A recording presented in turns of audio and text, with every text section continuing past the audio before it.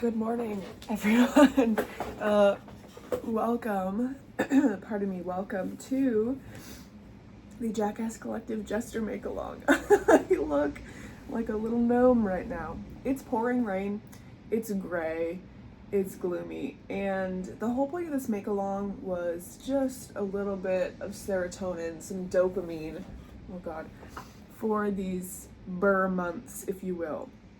The Jackass Collective Jester Make-Along is going to be November, December, January. Okay, I guess it's not a burr month make-along. Actually, I take it back. However, it's just gross out right now. And I need to do a little bit of project planning. I think actually my yarn for this project is in the car, which is very inconvenient. So I need to go get that.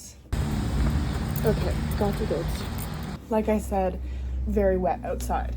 So if you didn't watch, I just woke up and I'm getting over a sinus thing. I don't sound great. If you didn't watch the original video, the make-along announcement, go check that out. You'll be caught up to speed. And I talked about the yarn that I bought at Knit City for this project. So the base of my Foolish Virgins sweater, I'm winded from running to the car, is from Long Way Homestead. This is like, I think some of this is a DK. See, this says it's a fingering weight. This is like a very big squishy fingering weight. I'm going to be working, I think it's 3.25 millimeter needles. This is a DK. This is, also says it's a fingering weight, but it's like a very squishy. This actually might be a little thin. Okay, that's fine. I have to go through my stash and figure out what yarns we're going to be pairing with this, because this sweater, you use like a lot of colors, and I did pull out some other yarns from my stash already that I'm going to be using with this project. I've grabbed a black. There is some like black detailing, and then this is like a little bit more mustard compared to this Long Way Homestead. This is more like sunny golden. This is more mustardy. I need to go through my stash and just kind of do a little bit of color planning. I also want to print out the chart, and I'm probably just going to color in the chart to get a nice visual. I need to clean in here. I need to clean in here. What the hell? What the hell? So, okay. Because this make-along is going to be so long, we're going to be doing a lot of very vloggy style videos. So I just so you guys know what to expect for this make-along. Because it's 3 months long, I decided to make it a long make-along because this pattern is crazy, right? It's crazy. And to do this in a month, even 2 months, even 3 months is kind of crazy. So there's no pressure here.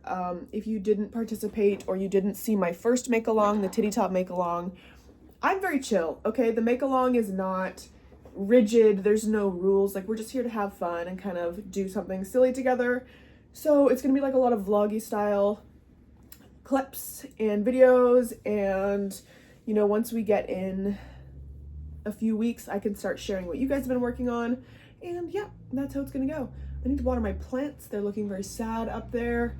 And I'm gonna eat some breakfast, and we're gonna plan out some yarn. I'm on the floor. I'm just trying to do a little bit of organizing. It's utter chaos in here right now.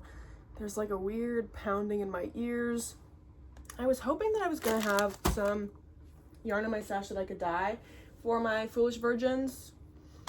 Somehow I don't. Like, I'm very confused. So I'm just kind of like organizing things down here. I have some of this Sidar Classical Pure Wool Double Crepe that I got at the thrift store, actually.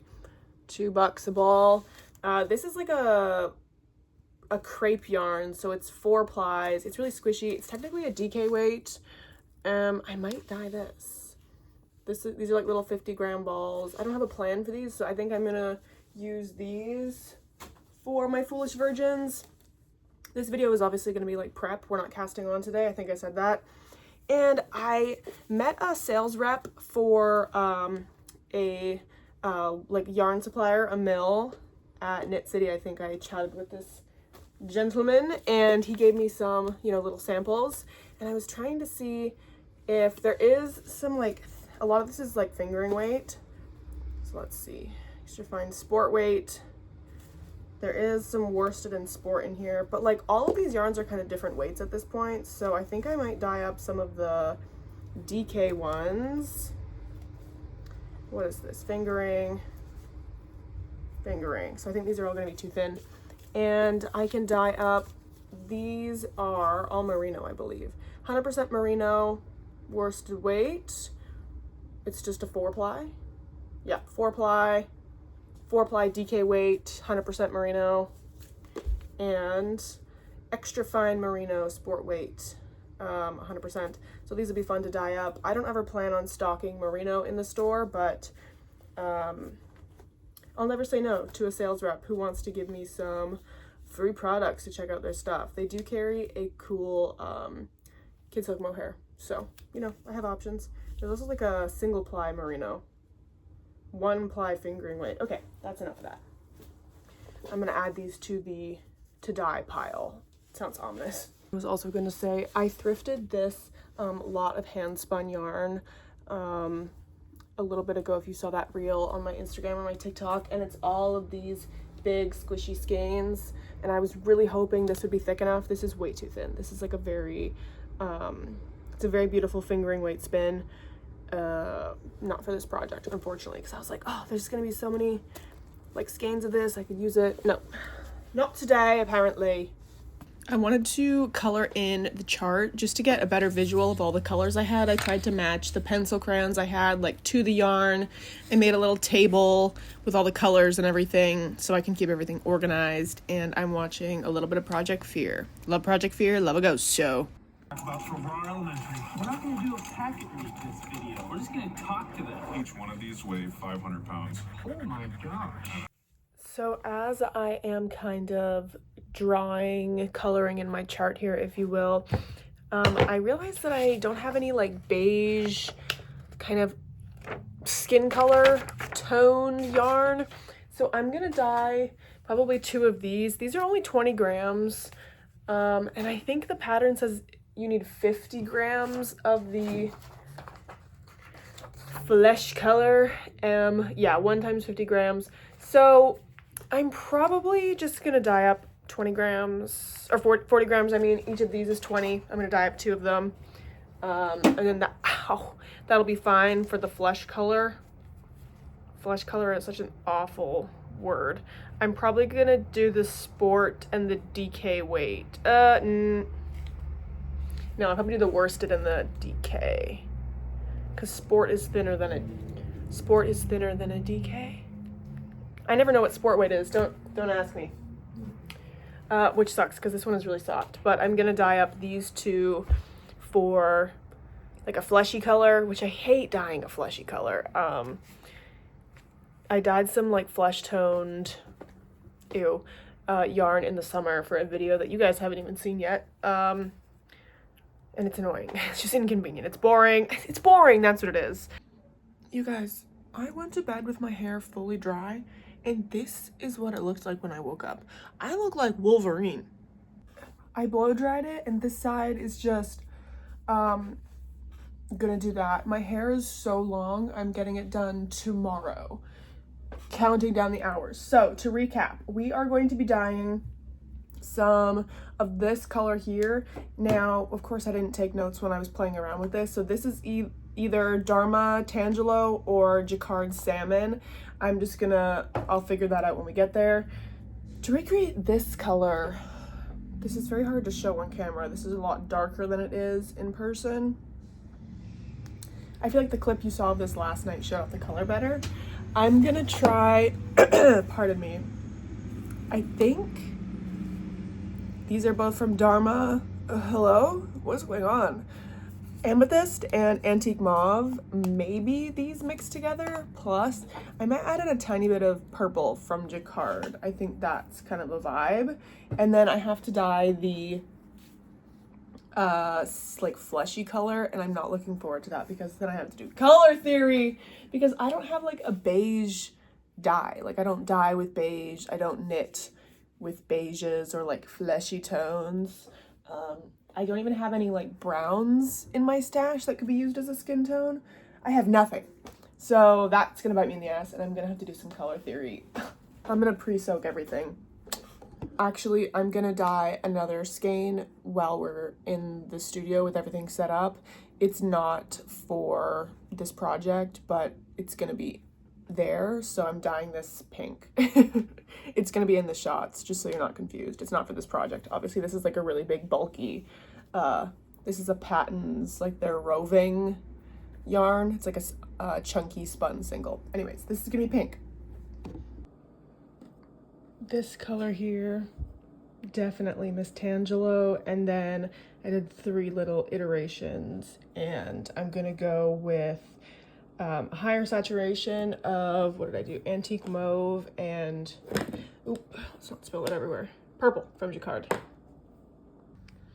This is where I got to last night with my color planning. I feel like I just kind of hit like a wall of like, I don't know, just decision paralysis. I did print out 2 of the charts, so I have 1 sleeve. I just cut this out, like you can see on the full chart, you can see where the sleeve is. I just cut it out just to do, this will just be easier for my brain. And I think I just need to stop overthinking it. Like I just need to color it in. What are we doing here? We are in the kitchen now. I'm just wondering, in terms of like having multiple dye pots on the stove, I have my big, I'll show you in a second, my big stock pot with that big squishy skein of roving on it because it is really big and I want to give it room to be able to move. However, I'm dyeing 250-gram, I'm not even in frame. Enjoy this incredible framing. Professional, yeah, stunning. I'm dyeing 2 50-gram skeins and 2 20-gram skeins. So I'm trying to condense where I can condense. I think I'm gonna do the 20-gram skeins in just jars and do like a little, like a double boil method. And I'm just gonna look at I'm mathing things right now.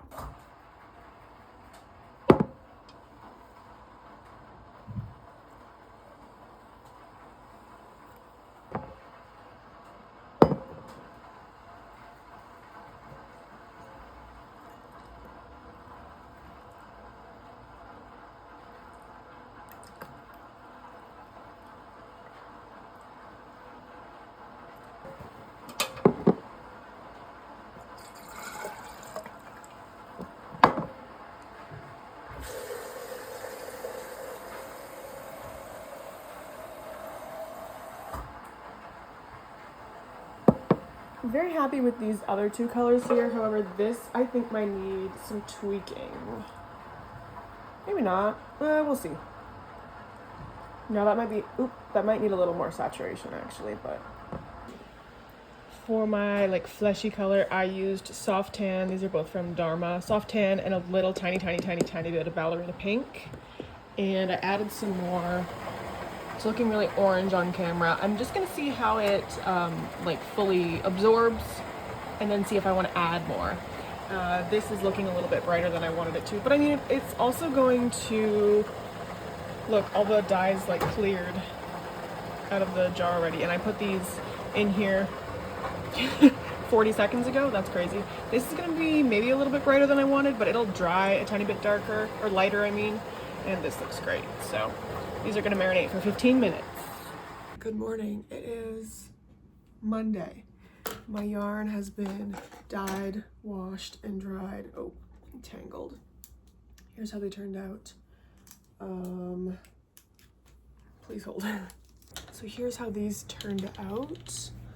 I'd say I'm pretty happy with that color match. Just kind of the nature of the crepe yarn. If you don't know what a crepe yarn is, it's typically a 4-ply yarn where there's 2 plies plied together, there's 2 plies plied together, and then those are plied together in a way that it looks like a chain. I don't know how to describe it. I know the Wool to Gold podcast, Brian's made a video about like making your own crepe yarn. I'm gonna link that, and that like explained the visual process to me really well. So I don't know, just kind of the construction of this yarn to dye it as it's been plied. It's almost got like a halo to it, not a halo, a glaze to it, where the dye has like mainly dyed the outside layer before it got in between all the other layers. Do you see what I mean? This is what we would call like a glaze, where you can kind of see like the the hint of the undyed yarn underneath. I don't know how else to describe it. Same thing with this one. You can see it's just not perfectly one color, and it's because it's like a glaze. And again, this kind of turned out a little bit brighter than I thought it was going to, but that's okay. I'd say that's still a pretty good color match. And the flesh-toned yarns turned out very fleshy. These I was nervous about. I did end up adding probably like 3 times the saturation that I started with, but I was like, I'm gonna prefer to start low and slow. And it's breakfast time. I need to eat some food. I'm gonna cake these up, and I have to finish coloring. I'm not done that quite yet. This is where we are at. So I've got like, I think probably 2 more colors, G and E and C, to pick out here. So that's where we're at. It's looking good. Good morning, everybody. It is gray outside. I start like at 10 o'clock today for work, which is unheard of. I've been starting at 5 a.m. this whole week, and then today I'm just like, oh, start at 10. I can do some shit this morning. So here we are. I'm gonna film my outro. Let me get my dirty plates out of the way here. Wow, I'm professional. So I did finish up coloring in the pattern. This pattern is linked. Okay, I've got the Ravelry bundle down below that we talked about. All of the like kind of clown, jestery inspired patterns. I made a Ravelry bundle. That's all linked below. And the Foolish Virgins patterns are also in that bundle below. So I did do the sleeve. I don't know if you can really tell now that I've colored it in, but there is kind of a line going through here. And so this is the sleeve, but I just printed it twice and like cut out the sleeve just for easier on my brain. And I made a table of colors. So here we are. Basically, I was just doing like a swatch of whatever pencil crayon I was using. It says like chrome blue. That was the color of the pencil crayon, and then what the yarn is below. So chrome blue is my bluey purple 2-ply hand spun. I just kind of like laid it out like this, and then you can see along the side here there's letters F, G, X, O, H, whatever it is, because in the chart the different sections are, it's very, very tiny. There's a letter in there. Okay, so we're all colored in. This is a good visual just so I can see kind of how all the colors are going to look together. Obviously this isn't like a perfect representation because I'm using like a colored pencil equivalent of my colors, but you know what I'm trying to get across here. I did pull out a black yarn because in the original pattern there is black in the pattern. However, I think with the color scheme that I've gone more like desaturated, a little bit more pastel, the black is kind of a lot. So I'm not sure exactly what I'm gonna do for those black details. I might just do something. I'm probably not gonna use a black, which sucks because I've had this black in my stash. I was like, I can finally use that. This is like someone hand spun this. It's beautiful. I just don't ever use black. So this is just in my stash. And I was like, I can finally use it up. I don't think I'm actually going to, but that's fine. One thing I would like to say, if you are project planning for the Foolish Virgins sweater, the pattern does tell you along the side how, like, the amount of yarn you're gonna need, right? That's how patterns work. My eye bags with this overhead lighting, happy Halloween. Jump scare. So this will tell you, it tells you color A is black, whatever number of the cotton that the pattern maker used, 4 times 50 grams. What I wish I had done when I was planning this a little bit better was maybe take an account, because I just started coloring this in. I wasn't coloring it in saying, okay, I'm coloring in section F. How many balls of 50 grams does color F need from the pattern? And F is where I had the most problems. That's why I'm using that as an example. Color F needs 100 grams, and color F, I have this hand spun yarn that I'm gonna use. It's two little balls of hand spun, and this is like 40 grams total. So obviously that's not going to be enough. And F, there's a lot of F on this chart, okay? There's a lot of F. Whoa. A lot of the blue, okay? You can see there's a lot of F in here. So what I've decided is I'm not going to have enough for that. So for the, you know, the kind of like the smaller bits and bobs, kind of these detail sections, like some of these little random bits. I have so much hand-dyed yarn in my stash, you guys. So I'm just gonna pull out like some of these little skeins. These were some test colors I did. I think a while ago I got a bunch of new dyes in and I just kind of wanted to play with them a bit. So I have all of these little testing colors. They're all just blues. This is like a very light, like between a lace and a fingering weight yarn, very, very, very light fingering weight yarn. So I'm gonna have to hold this probably like ×4, but there's such small amounts of it in the pack, like it doesn't matter. I'm just gonna use some of this up. What else did I want to say about yarn? Oh, that's another thing. I do have like a few little random, bits and bobs of hand spun. Like these, Oh, my hair is yellow, by the way. My hair is yellow. I forgot. I didn't show you guys anything from the salon, but my hair is yellow now. You'll see it in better lighting and like styled better, you know, in upcoming vlogs, but it's literally gray outside. It's so depressing in the overhead light. It just doesn't look great.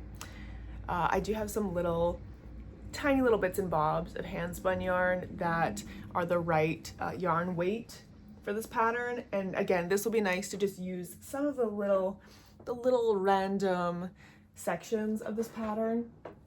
And lastly, for yarn, I have a couple balls of this. I don't know, this is not gonna want to focus, I bet you. I mean, it's focused, but the lighting isn't good.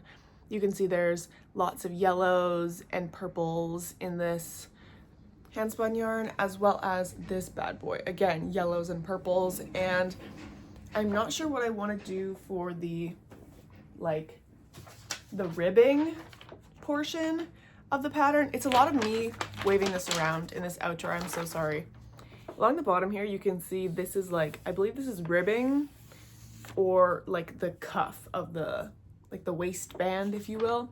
Just above that, this is a color work section that looks very annoying, and I'm probably just gonna do a longer ribbing or just cut that section out, honestly. It looks tedious and annoying and I don't want to do it. And I did look through the project, like people's projects on Ravelry, and a lot of people did skip that part, or they added in their own little other work there. Oh, excuse me. So I'm not sure what I want to do with that. This I have been thinking is like kind of ugly, but for this project, it actually does work with the saturation. And I did ply this with this yarn that's gonna be in the project, so it's gonna tie in together. I don't know, I would love to use some hand spun in this project. I do already have a couple skeins of hand spun. This is hand spun. You guys saw the blue. Like there is some, okay, it's fine. I just don't know. I don't know where I'm gonna pull this in, and I might even do a provisional cast on, skip the like ribbing area and just go right into the color work, because I don't know how this is all gonna look knit up, and I don't want to pick the wrong hand spun as like the first row, you know what I mean, and have to deal with that later. So that's kind of what I'm thinking. That's all I have in terms of like yarn stuff to talk about. I should have some water. It's very early and I'm feeling rather parched. Never a good sign. I did want to say, I probably should have said this at the beginning of the video, but I was just very excited clearly to get into it. This pattern is not size inclusive at all. It's a one size pattern. This was made in like what, the 80s, the 90s. So the sizing, this is the size.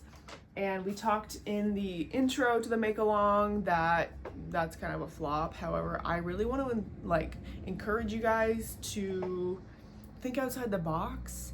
I talked again in the intro for the make along that on Ravelry, someone in the project had made it into like a pillow cover. It was like something they knit in like the early 90s, late 2000s. They put it away for years and then they turned it into like a pillowcase. There is a Foolish Virgin's scarf You can use these colorwork charts in different ways. You don't just have to make a sweater.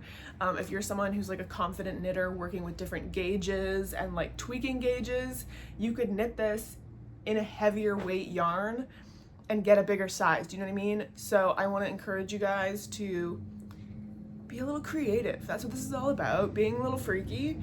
And I have the Ravelry bundle listed down below with all the patterns in it. Like I said, the Foolish Virgin sweater. We talked about a couple other patterns and designs that are down there. There's so many freaky little things that we can be making, and I'm so excited. I've seen a couple people tagging me in like some swatches and stuff of what you guys are plotting, and I can't believe what I'm seeing. It's so exciting. And someone already submitted their first, someone made something already, you guys. We haven't even started the make-along officially, and I believe their name is Aaron. I'm gonna put in some photos. They tagged me. They made a clown collar. Yep, a clown collar. And this is some yarn they snagged from me at Knit City, Vancouver, and they tagged me in this, and I had a cardiac episode. I was so excited to see it all knit up. I'm gonna insert some like clips, if I can find them, of the yarn like before it was knit into anything. Like it's some hand spun yarn and then like how it was knit up. Oh, I just thought it was so fascinating. Last thing about patterns, one of you sweet angel babies reached out to me and said, hey, I just released a sweater pattern called the Jester sweater. It's perfectly on theme for your make along, and she offered you guys a discount code. So I'm gonna have her pattern up here so you can see photos of it. This is fascinating to me because this is a top-down entrelac design. I've never seen an entrelac garment with a top-down construction. That is genius. One thing about me, I love working top-down because I'm lazy. At the end of the day, that's what it is. And so when she reached out and said, hey, this is my design, it's new, I was like, period. That is smart. So there is a link. This is now linked again in the Ravelry bundle. Say it with me. It's all linked in the Ravelry bundle, and you can use the code that's on the screen until I think it's November 30th if you guys want to snag this pattern and use it in the make along. How exciting, you guys. This is gonna be a fun, freaky couple of months. I just want to say that I'm parched. My voice is like croaking and like giving up. This make along is supposed to be fun and silly, and it's gonna be very vlog like going forward. I'm gonna see you guys. You're seeing this on a Saturday right now, and then going forward I'm gonna be back to my like, I was gonna do it on Tuesdays. Yeah, Tuesdays. So I'll see you guys on November 10th, I think it is the next Tuesday. There's no point in me uploading this on a Saturday and then seeing you guys again like Sunday, Monday, Tuesday, in 3 days for the next video. So I'm gonna see you next Tuesday, and then every single Tuesday until January.